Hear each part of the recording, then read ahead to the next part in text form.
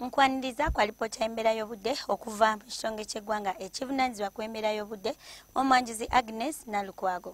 Enkuba yatonye mu bitundu by'eggwanga ebitali bimu era nga weziweredde saa 3 ez'okumakya tulaba nti Gulu ye yasinze okufuna enkuba ennyingi nga yawezeza millimeters 88, Ntebe millimeters 15 n'obutundu 3, Tororo millimeters 13 n'obutundu 6, so nga ate Soroti yawezeza millimeter 1.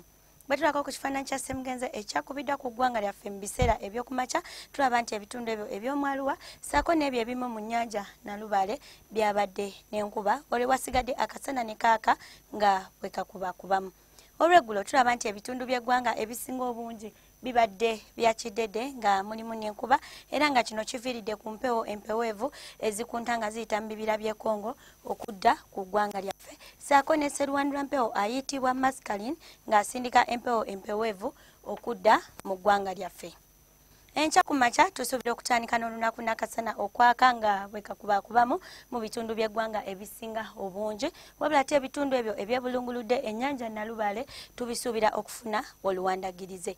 Olw'eggulo tusuubira embeera eno okugendera ddala mu maaso mu bitundu by'eggwanga ebisinga obungi akasana okwaka nga bwe kakubakubamu wabula ate mu Kotido ssaako ne Soroti tusuubira okufuna oluwandagirize nga n'ebbugumu mu Kotido lijja tuukira ddala ku Celsius 3 mu nsozi ez'Ekabaale tusuubira ebbugumu okutuukira ddala ku Celsius 25 so nga ate ebitundu ebyo ebyebulunguludde ennyanja Nalubaale tusuubira ebbugumu okutuukira ddala ku Celsius 28.